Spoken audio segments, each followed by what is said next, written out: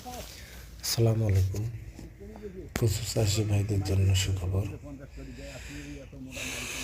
যারা কচু চাষ করবেন বলে কচু চাষ করতে পারতেছেন না, তাদের জন্য এই পরামর্শটি। যারা কচু চাষ করবেন তারা একটা জমি বেছে নেবেন, যে জমিতে সবসময় পানি বেঁধে থাকে। সেই জমিটা ভালো করে চাষ করে কচুটি চারা, ছোটো ছোটো চারা লাগাবেন। সওয়া হাত বাই সওয়া হাত।